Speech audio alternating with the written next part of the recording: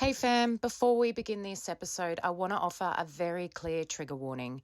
In this conversation, we speak candidly about religious trauma, emotional and psychological manipulation, coercive control, and the lived experience of growing up within a cult. Some of the content may be distressing, especially for listeners who have experienced similar situations or carry religious or institutional trauma.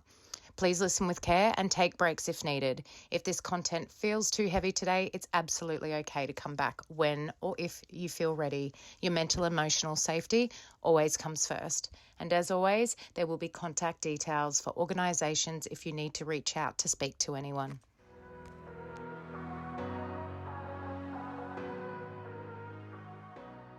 All right, guys, welcome back to Unhinged Inc. We are on to episode 2 of season 2. So with me today, I have Lavinia.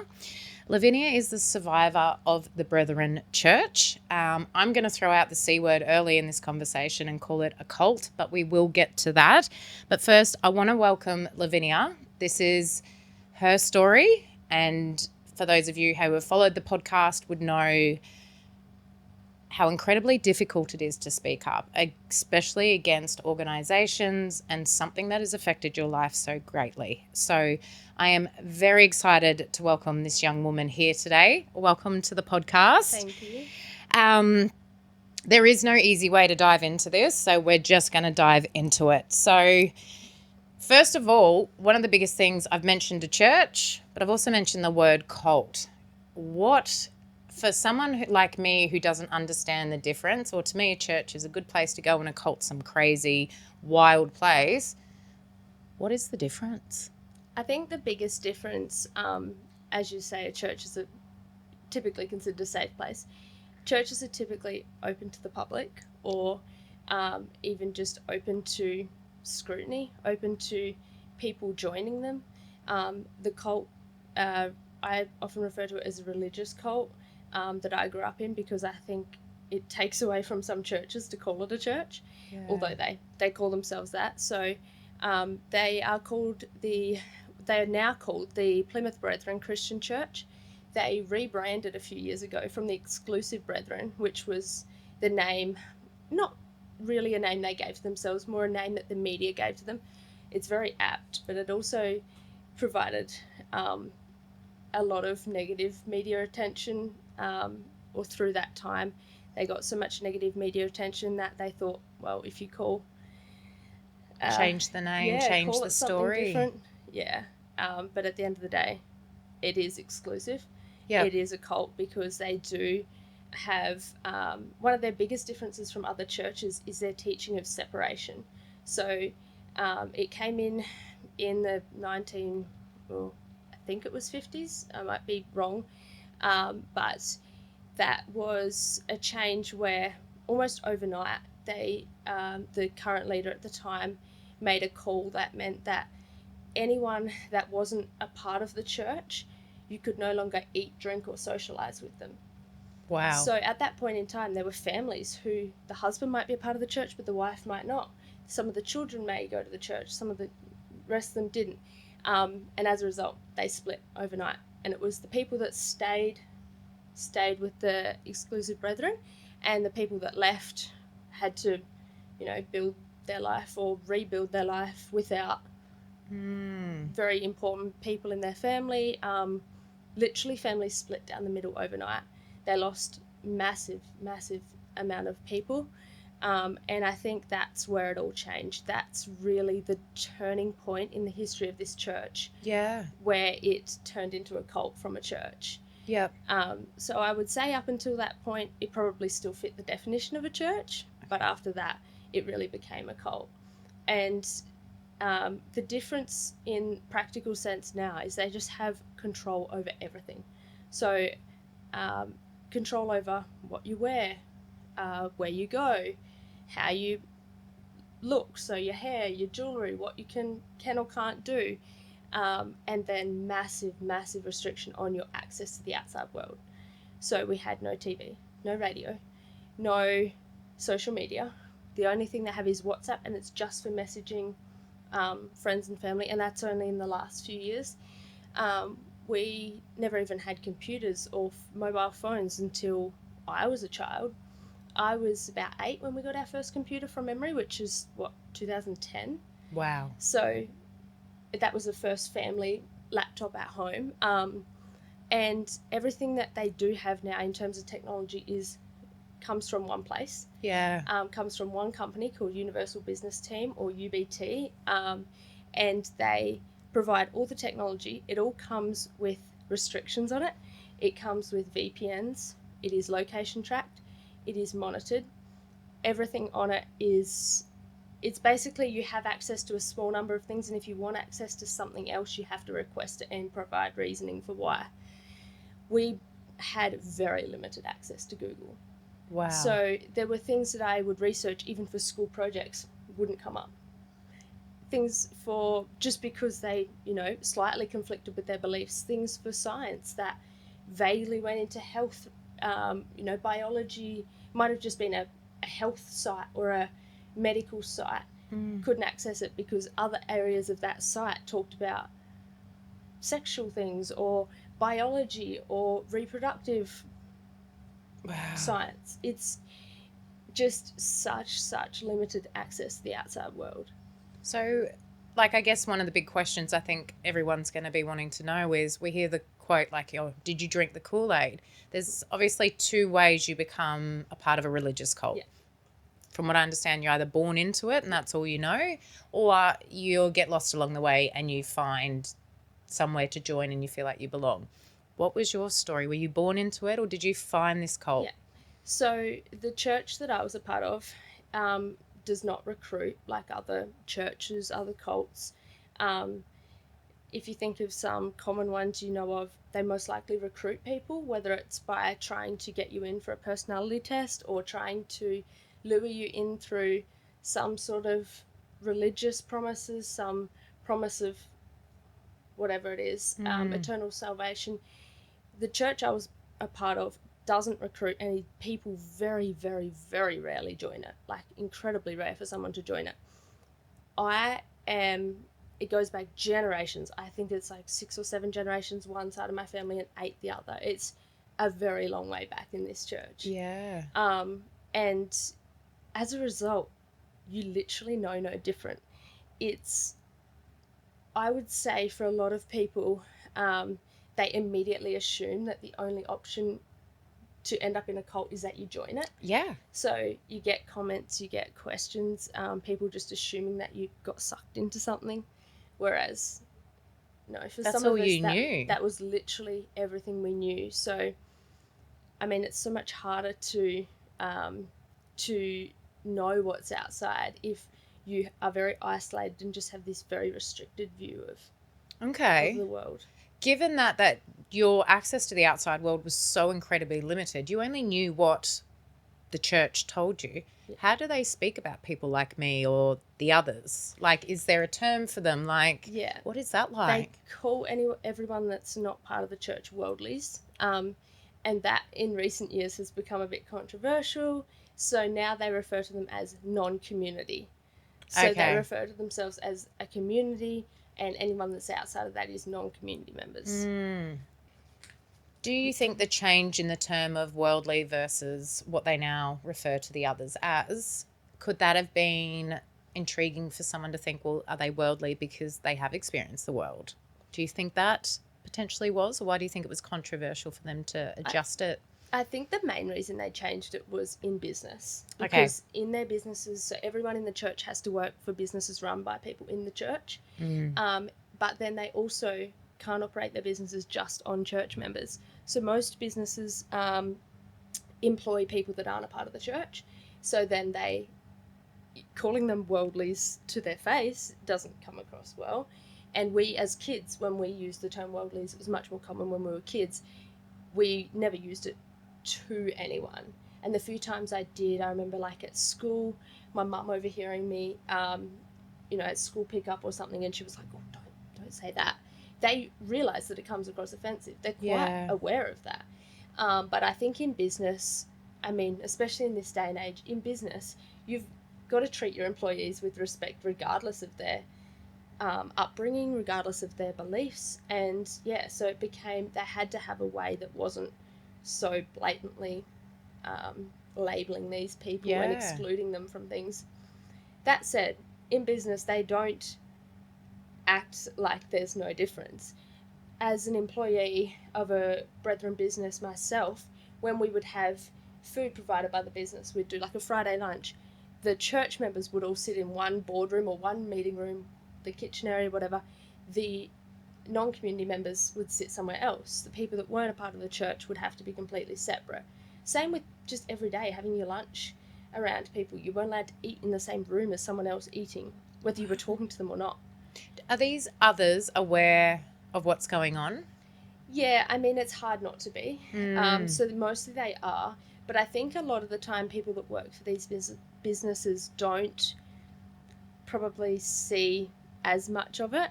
Okay. So I think a common misconception about cults is that they're very blatantly, obviously a cult.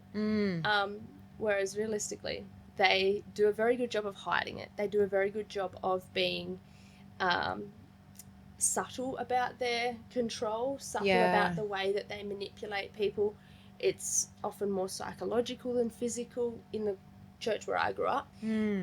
So that is, I think, they come across as very welcoming, moral, down to earth, lovely people. And yeah, they are. At the heart of it, they are. That the individuals are mostly well-meaning, lovely people.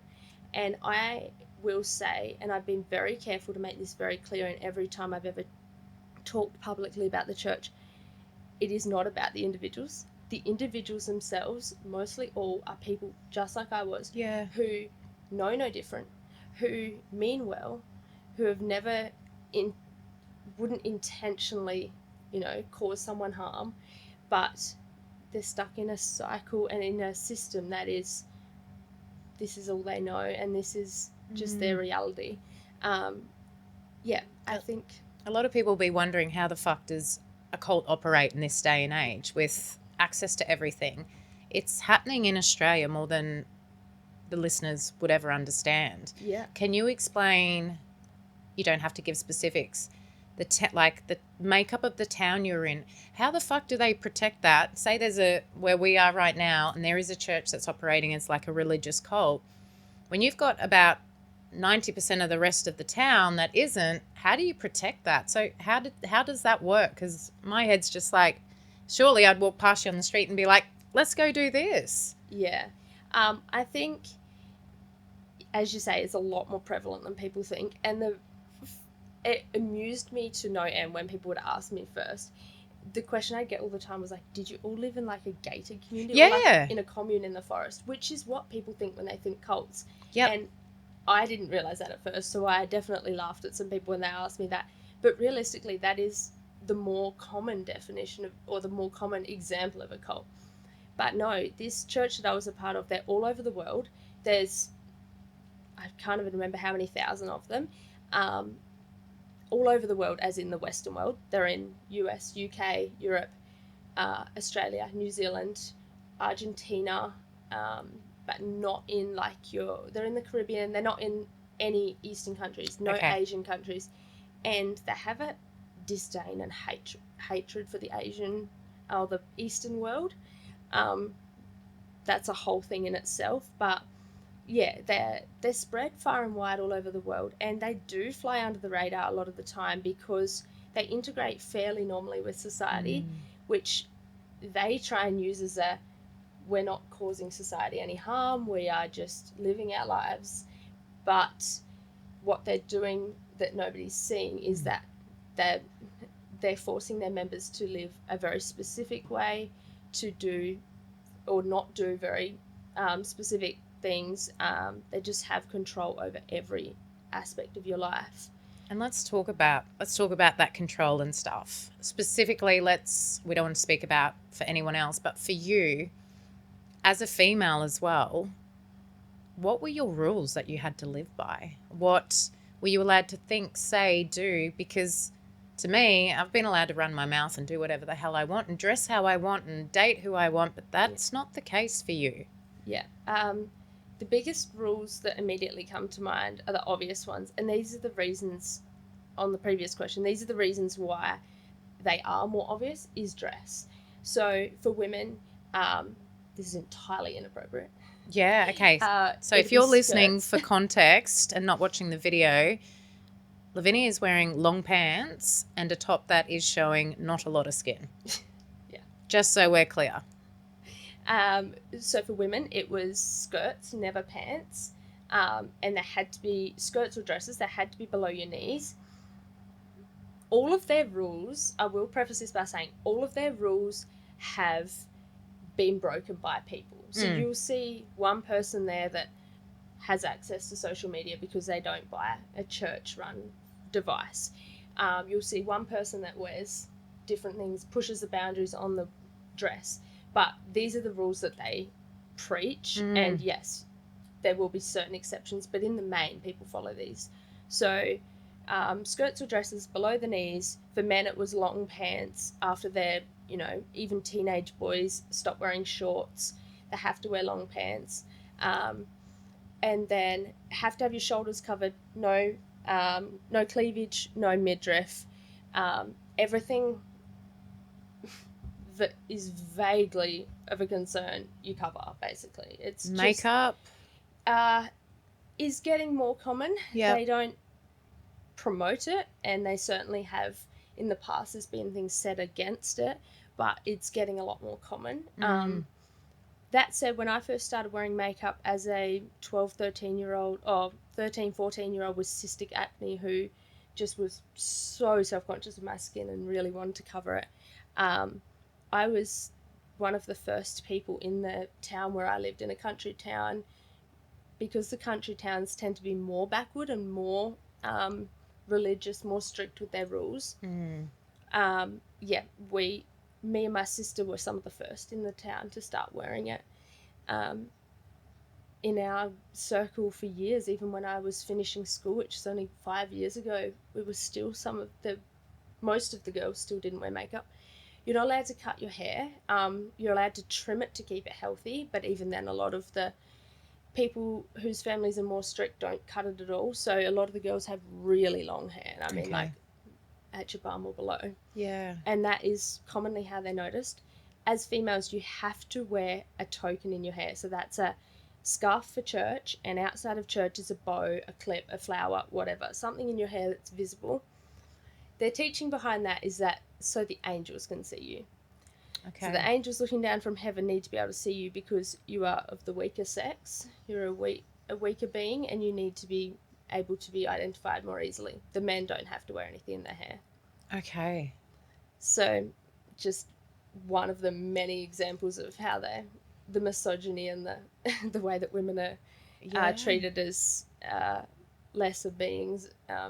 Really, I think one of the best descriptions I've heard is a reporter, Michael Bachelard, who's written a book about the church. He says women are treated as second-class citizens, and that's honestly the best description I've heard of it. The other things outside of that, outside of dress and decorum, there's also like jewelry. You're not allowed to wear any jewelry except a wedding ring. As a woman, men aren't allowed to wear any jewelry except a watch, I suppose. But no other jewelry. Men do not wear wedding rings. Wow. What's the teachings behind that? I have never really got an answer on that one. I think this is not their words. Females are words. owned? Yeah, that's where I would go with it. That's definitely how it comes across. But yeah, then you're not allowed to date anyone outside the church, which you're not allowed to socialize with anyone outside the church, so you wouldn't even really meet people. But you've got to marry someone within the church. You don't even really date anyway. A lot of people get married barely knowing the person they're marrying, or having only known them for a very short amount of time. Is there multiple marriages, like you hear in some other of these religious cults, that the men can have multiple women or swinging or? Yeah, no, not in the church I grew up in. Okay. The only time when someone would be married more than once would be if their spouse passes away and they remarry. So I'm guessing divorce is not an option? The only time divorce in general, no. Yeah. The only time divorce happens is when one person of the couple leaves the church and they decide to get divorced. There are couples who one person has left the church and they never get divorced because they try and steer away from it. But yeah, there's definitely couples that one has left the church and that's when there's a divorce. With divorcees, it's less common for them to remarry. It's fairly uncommon. It really does depend on the situation, but mostly no. Why do you think that would be? Is it damaged goods or? I think it's some sort of shame too. Most commonly, if one spouse leaves the church, it's the male. Mm-hmm. There are definitely women who leave. There's more and more nowadays than there ever has been before, but mostly the male. And therefore, I think it's some sort of shame on the woman as well. But just generally, they have these old-fashioned religious views that you should marry once, and they're quite extreme views. Yeah. Like homosexuality is just a fuck no in this church. Like, is that Absolutely. one of the worst things possible? So I'll tell a bit of my story then. So my family, after leaving, somewhat stayed in touch with me, and they came up to visit the start of this year. Yeah. After I was going through some things, they just surprised me out of the blue. They showed up, and I was in the car with them the one day that they were, of the couple of days that they were here, talking to them about just life things, and my dad made a homophobic slur, and I was really, really angry. It just immediately had me so infuriated because it's a word I've heard him say so many times growing up. Never thought anything of it. I did think something of it, but never said anything about it. And this rage just boiled up inside of me, and I lost it. And I said, there's absolutely no way it's acceptable to say that in society today. And he tried to go with it, we didn't know, I didn't know, so that ignorance is my excuse, essentially. And I was like, that's not good enough. You can't just lean on that. And so that was the one day. The next day I was with them in the car again, and my mum made some comments about the fact that I'm friends with people outside of the church who've left the church who are gay. Two people in particular who are very close friends of mine who are gay. And she made some comments about these guys, and I was just so annoyed and just so angered by it. I was like, no, that's it. It was only months after I'd come out to my own friends and things about being bisexual, and I had no intention of saying anything to my parents, but it angered me to no end, and I just lost it. And I just said, then finally my sister made a comment, about people, homosexual people, and I looked at her and I said, if you're going to say that, say it to my face. And she looked at me. She was sitting beside me in the car. She looked at me and she was like, fuck off. Definitely didn't say that, because that would be a no-go. But yeah, no, whatever she said, she was like, just dismissed you and just looked out the window. And I said, don't you ever speak like that in front of me again.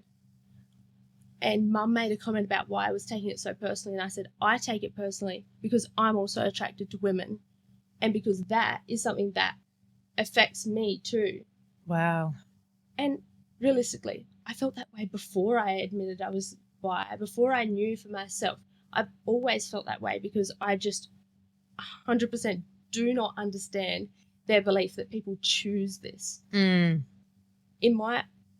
my belief is you're born however you're born, being attracted to whoever you're attracted to, and that is absolutely fine. Yeah. I don't think it needs a label. I don't think we need to be raising our children thinking one thing is the norm and something is out of the norm. I've always really disliked their beliefs on or just their homophobia in general. And my mum looked in the rearview mirror at me from the front seat and she said, if that's how you feel, then you've lost us for good. Wow. And I just remember my heart absolutely dropping. And I was like, oh, fuck. I I'm now unlovable because I've said this. That's the nail in the coffin. Of all the things I've done, I've got tattoos. I've done things that I've You pierced fled. my ears. Like, Yep. why would this be the thing? But to them, it is one of the biggest sins. It's like saying that I want to go and live with Satan himself. That's where this culture of control comes in with them. And I mean, look, you can apply this to any sort of relationship, like coercive control and whatnot. They've been able to brainwash essentially people into believing and acting a certain way. How do you think they've been able to cultivate this? Is it fear tactics? Like, what is the repercussions if you were to come out as homosexual in the church, just for argument's sake, or wear a short shorts? Is there punishment? Like, how do they keep you in control? Because you are someone who is just so, from what I know of you since I've met you, is so free-spirited and determined. I can't imagine you being shut up and being made to feel small. Yeah. You've probably summed me up fairly well in that I have bucked against them since I was a child and always questioned things. I think one of their biggest things is they teach you not to question anything. So it's almost become a catchphrase. Given my personality, I think I was told it most days, especially towards the last years of me being in there. You were just constantly told, if you don't understand it, don't oppose it. So just sit down, shut up, do what you're told, don't ask questions. And to me, that doesn't make sense. A lot of churches appreciate you questioning teachings because it means you are interested, it means you want to know more about it. But to them, that is threatening to their hierarchy. To their hierarchy, especially a young woman questioning something.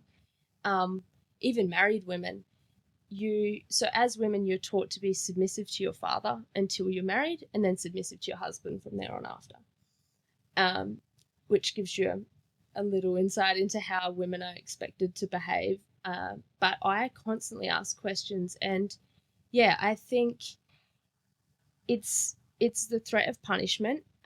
They definitely have a whole system of punishment. So in brief, to try and summarize it, the first punishment level is you get a talking to by a priest. It's essentially a warning, whatever. You're usually made to confess something or apologize for something, whatever happens there. And then in the next stage is confinement, and that is for more serious things or continually doing something. I know people who have been confined just over standing up to their local priests. I mean, people in their local area, not the leader of the church in Sydney, whatever, just their local priests over something that was said in church, saying that doesn't quite line up with what the Bible says. And because of that, they've been confined. Confined means you get locked into a room or an area in the house where you have very little. It's like a jail cell. Yeah. You're locked into this area of the house. It might be a bedroom and a bathroom, bedroom and ensuite, whatever. Depending what you do for work, some people can't work while they're confined. You have no access to the outside world. You're not allowed to talk to your friends, family, whoever, aside from maybe your spouse or parents, depending on your age and circumstances in your life, and priests. And you just basically have, from what I understand, basically just have ministry there to try and consume, which is the writings of all the previous meetings.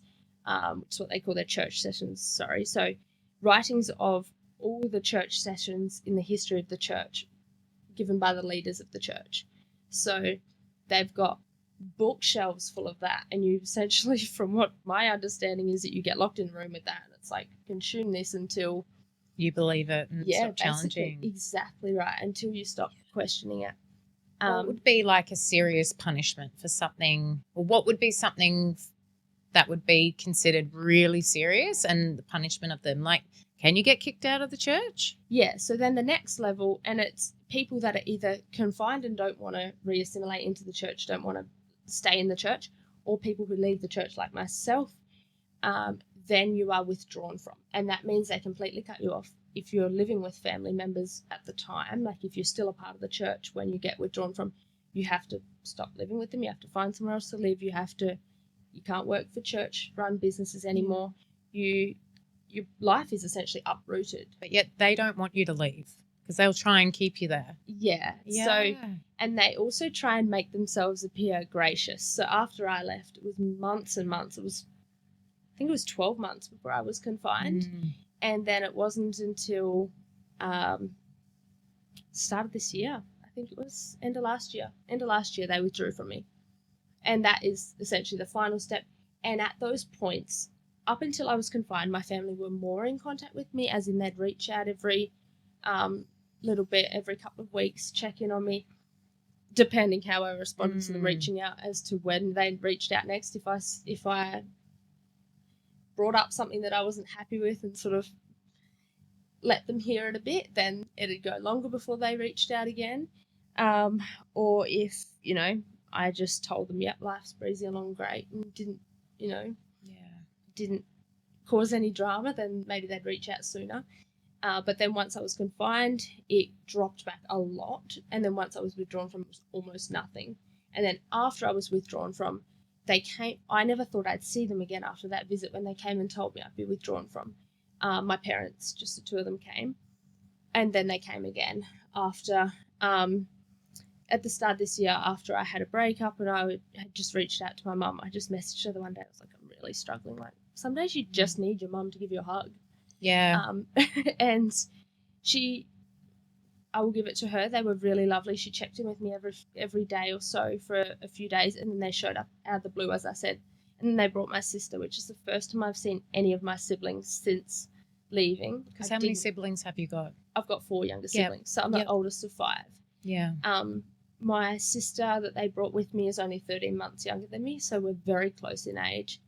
Not so close personally, relationship-wise, but she's always been quite religious, and I have always been the one that bucked against the rules, so that probably speaks for itself.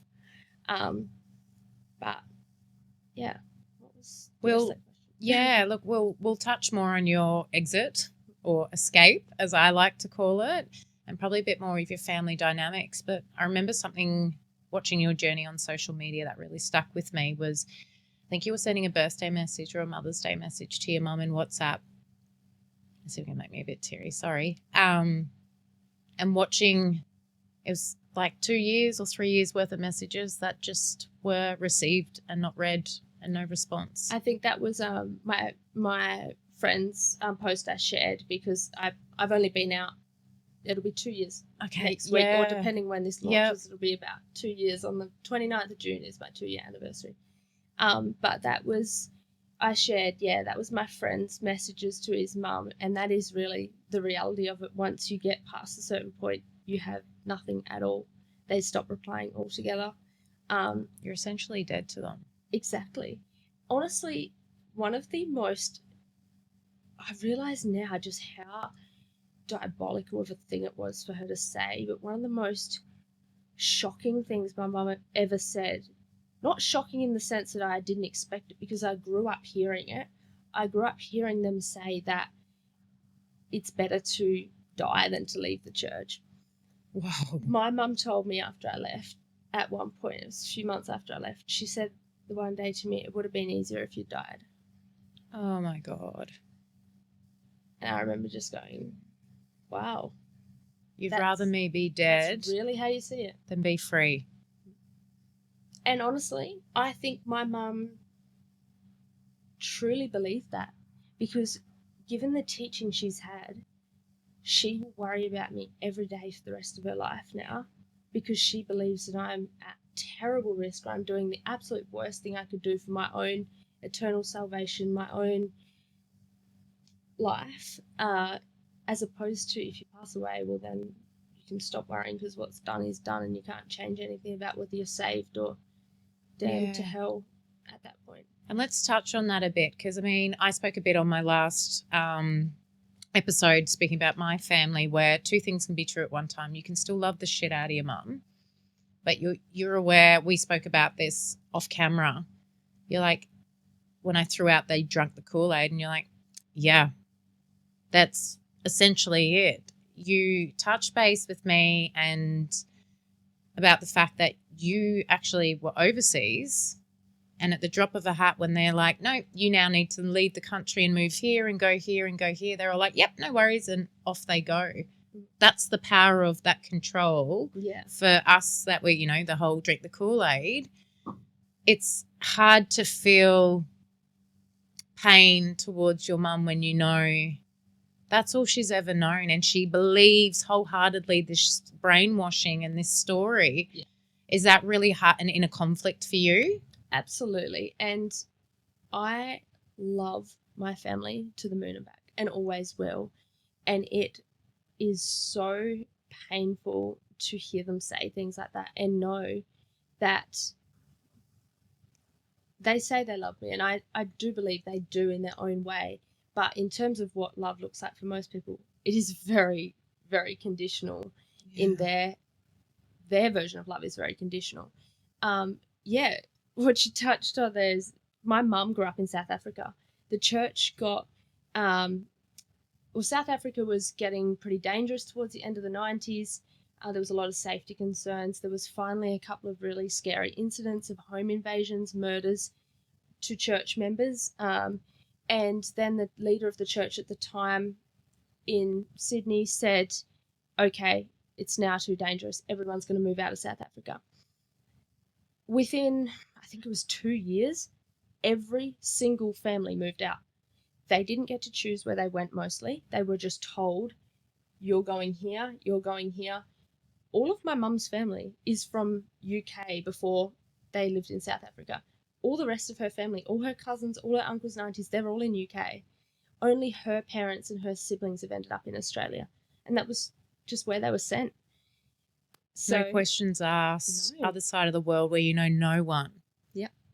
You were told you'll go here, and it was mostly based on where there were jobs available and housing available for the size, given that they're big families. Like my mum had 7, is one of 7, and some of her sisters were married, and brother. A couple of her siblings were married at that point, and so they wanted to try and keep most of the family in the same country.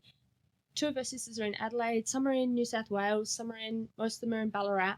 So yeah, they got placed wherever, and it's just a perfect example of they just obey without questioning. They just will do anything because you're so conditioned that whatever you're told is absolutely, what's the word, implicitly correct, and you would never question it. Even around like your table at home, is there any, like, you know how you go home and you gossip or whisper? It's just never. That would be so, it would happen. There would be families that do that. In our family, oh my God, if I had said something at the table saying like, can you believe that the leader's telling people to do this and they're just doing it? That's enough to get you locked up. Yeah, okay. Like genuinely questioning to that point is, yeah, you don't question what you're told, especially if it comes from the leader of the church. Another example of that, similar, it's a whole lifestyle, whole massive family change, was in 2005-ish, I think it would have been. My dad's family, we lived in Western Australia up until 2006. So my dad's family owned a farm. A lot of families in WA lived off farms. That was their lifestyle. That was their income. My dad's dad, thankfully, also had another business, but they were told, the leader of the church said, okay, now we're no longer going to be in farming because farming doesn't suit the lifestyle. You know, you're missing too much church. You have to... Farmers, if they've got to be somewhere, they've got to be there. They can't be at church. I probably didn't even mention this yet, but we had to go to church every single day. And then on Sunday, it was 4 sessions. You were up at 4 a.m. First session was like 4:45. Last session ended at 7 p.m. And what would these sessions involve? These were essentially, it does depend. So different days were different formats. Sundays, your first session is like communion I think it's most similar to communion in the Catholic Church from my limited understanding of other religions. Then your next main big session you go to is like a sit down. They have these amphitheatre style churches where all the men sit at the front and all the women sit at the back. So none of this sitting in families like I see in churches now, which the first time I saw that I was like, wait, what are they doing? You sit with your family? That's lovely, but like what? Why? So I sat with my mum and sisters, but not with my dad and brother. They sat at the front. And it's basically in level of importance. So the highest up in the hierarchy sit towards the middle, the front rows, and then back. So the person who's in charge that day will have a mic like this, and they're sitting there, they'll read some scriptures and then they'll talk about their interpretation of them, and then it's a conversational style where everyone will chip in and ask questions, we'll talk about them. Something that I realise now from hearing a bit more of other people's experiences with church is that the church I grew up in has a really big focus on the interpretations of the Bible as told by the leaders of the church, more so than the actual scriptures. Okay. So these interpretations, they'll twist it to suit whatever narrative they want it to fit. Sometimes the way they use certain scriptures, I've talked to people now who are devout Christians or devoutly religious, and their Bible is a slightly different, it's a different translation of the Bible, but also their interpretation of it is so majorly different. They're just surprised by how much they're able to twist it. For myself, I was never very religious. I bucked against it from a child, and I had very little interest in reading the Bible or the ministry that we were fed. But I would know more quotes and teachings of the leaders than I do of the actual Bible and the scriptures itself, because that was what we were taught to read more. Yeah, that's incredible. So taking something so holy and respected throughout the world and manipulating it to control people. Yep. My gosh. So I'm picking up that along the way, you've always felt like something was not quite right, maybe couldn't articulate it, but every chance you got to articulate it, you were shut down quite quickly. Yeah, I think, as I said, I was a very questioning person. And I constantly question things that didn't line up with things that are proven. So science, a lot of the time, I questioned. One good example is the one day my little brother was 5 or 6 at the time, was excited about dinosaurs. I was talking to him about dinosaurs, and my dad came over and said, "Why would you talk to him about that rubbish? You know that's not real." And I was, didn't we all just go as a family to the Melbourne Museum just a couple of weeks ago and saw the dinosaur bones? I'm like, I don't quite understand how you're going to deny something that big. That you've seen the evidence of, but... Yeah. Wow. So my dad said that, that wasn't real. I brought it up again at the start of the year when he visited, and he sort of stepped back and apologized about that one. He said, I was wrong. We now know that in Genesis there's not a distinct amount of time in that period where they could have existed. So like maybe it could be real. I'm sorry I said that sort of thing. Wow, that's fucking huge. It was, but it was also just probably because he knew I would try and use it in this kind of context. Throwaway comment. Yeah. I mean, they just, if it doesn't line up with what they're teaching, they just completely deny it. So I never really believed in God in that sense, or agreed with some of their teachings. One of the first times I remember really questioning it was the same-sex marriage. What's it called? Oh, the referendum. That we had years ago. And I remember that coming up. It was very lightly spoken about. It was barely touched on. But I remember just hearing murmurs about it enough to go, what? Why are we stopping people? Why are we hating on people who are just out here loving whoever they love? I don't know why, as such a young child, that didn't sit right with me. But maybe deep down I knew that I was also interested in girls. I don't know. it never sat right with me. But there was a lot of things like that I didn't quite agree with, and yet you said anything or questioned it, and then you were instantly shut down. And that to me didn't feel right. It didn't feel right that I should obey something without being able to ask any questions or about it, or be able to have any explanation. There's some really weird rules, like they're not allowed pools. You're What? not allowed a pool in your backyard. Why? You're not allowed pets. Sorry. Those ones I've never been able to get a good explanation for or a scripture to back them up. And I was like, if you can't give me a scripture or basis for it, It's just pure why? control. Yeah. And then I'm guessing the shame is massive. They use shame on you and to shame you for thinking a way, acting a certain way to keep you small and controllable. Absolutely. Yeah. So I feel like shame and guilt has been a huge thing in keeping the control within the church. How has that affected you? Yeah. Guilt is used as a tool for control. You are made to feel personally responsible for letting God down, and therefore letting yourself down, letting your family down, if you questioned the rules or you stepped outside expectations. And shame is tied to identity. Being worldly wasn't just wrong. If that was, you could be considered worldly if you wore a skirt that was too short, or your neckline was slightly too low. And I'm talking like not that low. But it meant you were spiritually weak or unworthy of belonging.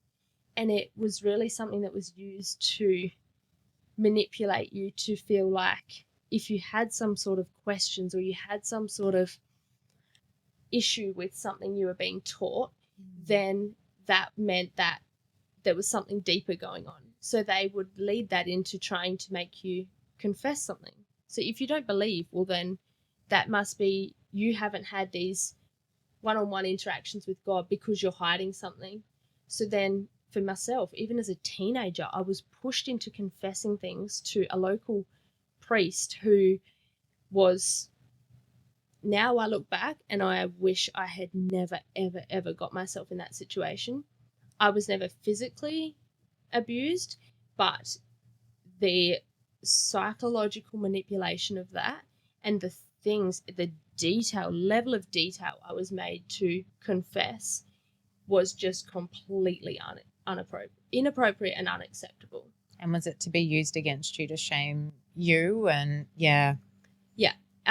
Would you be publicly shamed? Is that a thing in the church? Like, Lavinia's done this, so she's been shunned and locked up.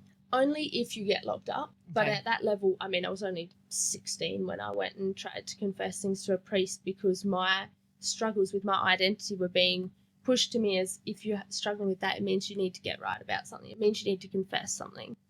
So I went and spoke to a priest. He spent quite a lot of time alone with me in his vehicle in a dark, dingy car park, getting me to confess very minuscule detail of a relationship I'd had with a boy, which had never gone past, had never resulted in anything in terms of sex or whatever, but still the thoughts I'd had, which are completely fucking normal for a 16-year-old, and the way I was made to feel about that was just disgusting. And then I was made to go home and write it out in full detail. My mum sat beside me and wrote while I confessed all these things. It was the most filthy I have ever felt, just because I was made to feel like these completely natural things were sinful, were wicked, whatever. And then he took a copy of that. And years later, when I said, I want my copy back, and another priest said to him, oh, you have a copy? You shouldn't have kept a copy. So another priest in front of me and my mum said to him, you need to give that copy back. And then he tried to say, oh, no, I didn't have a copy. I said, you have the original. I only have a copy. What was the need, do you think, for him to keep that? I mean, read between the lines. Yeah. It makes me so fucking uncomfortable to know that he was reading the thoughts, feelings, actions of a 16-year-old girl Which was completely against the church's wild bloody fucking rules as it is, and yet that was still happening. And I'm guessing there's no punishment for priests, like, not that you would be aware of anyway. No, I mean, if there ever was, it wouldn't be openly advertised. You wouldn't be aware of it. But I mean, the fact that another priest stood up to him the one day in front of me, I was shocked. That I'm guessing that doesn't happen very often. No, very rarely. But I think that to me was just an example of how easily they're able to abuse their power and control, because in that environment we were taught to trust everyone implicitly. You were taught anyone within the church you can trust. So we would go to places 8-10 hours away from where we lived and stay with people that we'd never met before as a family because they were also part of the church, and so you trusted them. In the main, it was amazing. It was beautiful. You had this beautiful community. You could go anywhere and meet people. I went on a trip to New Zealand with my sister, stayed with friends in New Zealand, met people over there that I'd never met before, but you had this, community in common. You're able to make friends and make connections through this community. In the main, it's beautiful, but there are times when that becomes, as you can probably imagine, incredibly dangerous, because these people abuse that trust that is given to them without having been earned, without any knowledge of who they are. Well, you look at institutional abuse under the guise of churches and religion and stuff. Yeah. How quickly that could happen. It happens. Yeah. It happens so much. And in that church, they've never yet had the breakthroughs that some of the other churches have had, where they've admitted to it, gone out and looked for it and dealt with it. They're controlling their people quite well. Yeah. Yeah.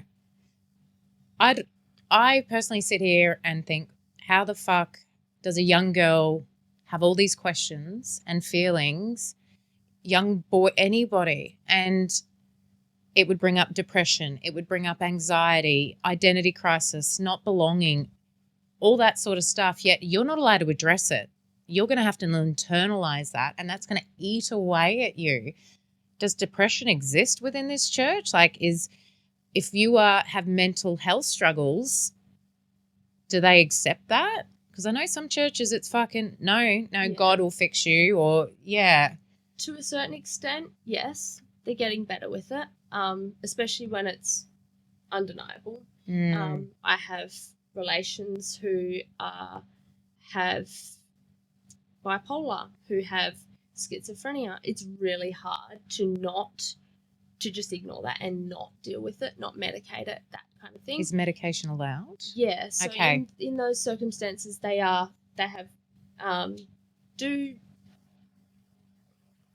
stumbling over my words. In those situations, they do allow people to be medicated. Okay. They allow it to be treated to a certain extent. Seeing a psychologist or psychiatrist is not common. I saw a psychologist for a few years as a teenager because my mum was worried about me having anxiety and depression. It was probably misdiagnosed ADHD, and also just identity struggles. That said, I don't know anyone who would openly say that they have these struggles and link it to anything about the church or about identity, about beliefs, because that's where it's not acceptable. Well, they've probably been shamed to think it's them. It's not the environment they're in, because you can't challenge that. Exactly. You're the problem then. Yeah. And it is considered weakness. It's considered something that, is probably your own doing because you don't believe hard enough, or you don't read enough, or like as if you can just keep reading and keep brainwashing yourself to the point that you'll stop having depression and anxiety, or stop having... Because it's all in your head, God will fix it. Yeah, exactly. I think it's something they probably struggle with how to deal with, because they need to admit that it exists, but they don't actually want you to get treatment for it. So yes, I saw a psychologist, but Mum stopped taking me when I was, I don't know how old I would have been, maybe 17, 18. Were they within the church, the No. psychologist? So Wow. nobody can be within the church because you can't go to uni. Sorry, what? Yeah. So I did not know that. we probably skipped over that a little bit. So They're all right. Fucking hell. So you can't be educated past a certain point. yeah. So Can the it's not No. a female thing. It's just a holy shit. Okay. So school looks like you go. Some people take their kids to kinder, not ever daycare, as far as I'm aware. Mhm. Kinder, and then school until year 2. You go to a public school usually, so not church-run school. Usually a public school, not a private school, because private schools more typically are related to or connected with the church. And then at year 2, you finish up your end of the year. From year 3 onwards, you go to a church-run school. Those schools are usually a amalgamation of a few towns of the church. So ours was I grew up in Hamilton, Victoria. Ours was in Hamilton, and then people from Warrnambool, from Stawell, they'd come an hour and a half, Mount Gambier an hour and a half to get to school every day on a bus. And the schools were still really small. So for us, our school was 70 people, I think, from memory. At one point it was 60. It went up when other areas joined. So some of the schools are bigger in the city areas where there's more people. But you go to school until year 12. You finish year 12. Oh, I should have mentioned science stops at year 10. You can't do anything science related from there on. Because heaven forbid the Big Bang Theory happened. Yeah. Even then, from very young years, science, the curriculum is changed or bits taken out as much as they're allowed to within the government's requirements of education. They take out anything about biology, about the creation of the world. Nothing is allowed to be taught about evolution. Or if they have to, I think there was talk about the government potentially, I don't know if it's happened yet, the government making that a required part of the curriculum, and then they would teach it as this is one theory. The teachers at your school, although all the students are brethren, the teachers aren't, because once you finish year 12, you can't go to uni. So they have to employ teachers that aren't a part of the church. There are a lot of teachers that I've spoken to since leaving who I grew up, they were my teachers growing up. So thankful to have some of them back in my life because they saw it from an outside perspective. They saw just what it's like. What was that like? What if if you can share, like the conversations, like their hearts would have been breaking to watch you kids go through that?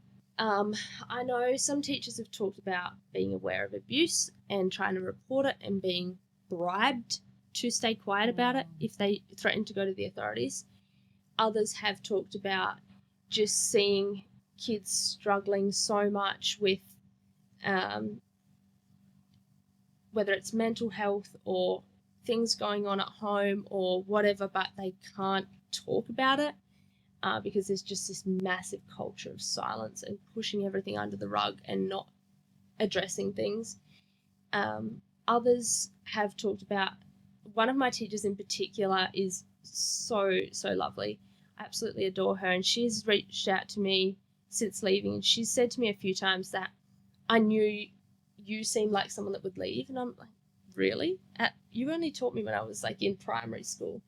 But yeah, I think they see the kids that question it, the kids that just blindly follow it. And I'm not saying anything against people who blindly follow it because I get it. You only know what you know. Different. Yeah. Absolutely. If you don't have that innate drive to look outside of things and question things, I don't know how else you'd know. And if you grow up in a town where 80% of them are from the church.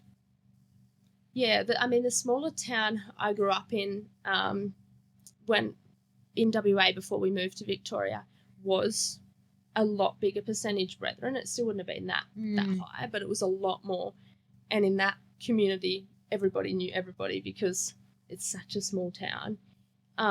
But yeah, the teachers definitely got an inside view into that. They also, I think, a lot of them had their own moral objections to what was being taught. There was no religious teachings in our schools, which is, for a lot of people, they're surprised by that. So we didn't have these teachings of, we didn't have mass, we didn't have a prayer, anything like that. They kept that out of the school for whatever reason. It's interesting. Yeah. I think potentially part of that is because the people that were teaching us weren't a part of the religion, so they don't want to give them a sort of script and let them take their interpretation of it, maybe. Which would then plant ideas in your head to then go back and be like, hey, this doesn't make sense because so-and-so said this at school. Yeah, but they just never, they've never had that in there as far as I'm aware. Or years and years ago, sorry, they used to have men from the church would come in and do Bible studies, but that was before I was in the church school. But yeah, no, it's, that gives you a bit of insight into like how they restrict it from such a young age. The most interaction you have with people outside of the church as children, or probably ever in your life, unless you are a male who continues to work in a field where you interact with people outside of the church, the most interaction you probably ever have is in those first few years of school, prep year 1, year 2, when you're around all your classmates, mostly, most of your teachers, or all your teachers would be not a part of the church. That's incredible. And everything you consume is deliberately and intentionally made to craft you in this world where you can't see anything else. Yeah. So then higher education is, they say it's encouraged, and yeah, they're starting to push it that way, but it's only certificates, not certificates, diplomas, but not degrees. So you can't do a bachelor's, a master's, PhD, anything like that. And it's only in something relevant to whatever you do, or something that's, I don't know, that you'll use, if that makes sense. So mine, I did a diploma in leadership and management, which was just, I didn't want to do basic admin or marketing or something that bored the heck out of me. So I decided to do that I thought would give me some real world skills. But a lot of people, it's admin, marketing, accounting. Some people do might do a study in interior design or something like that, which is slightly more creative. It's much less common, usually with some sort of reasoning for it. Like my sister did some studies in interior design because she was worked for a home builder. Okay, so, more relevant then, to the exact field. Yeah. But after that, that's it. Usually, there's not many studies. Like nobody goes to uni, so there's only a handful. There might be 3, if that, doctors in the church right now. There may be more that I'm not aware of over the world, but I think there's only like maybe 3. There's no lawyers, no teachers. You can't be a police officer or a firefighter, or you can't do something that isn't working for a church business. So they're basically just raising business people. And the cynical side of me says it's just one big fucking money-making machine. And they're just raising more people to make more money to keep this system going. And that was your breaking point and your aha moment, wasn't it? Do you want to touch a bit on how the veil lifted and the answers started coming to you? Yeah. I mean, as I said, I started questioning it very young, but I finally realized that I was not going to be safe there forever.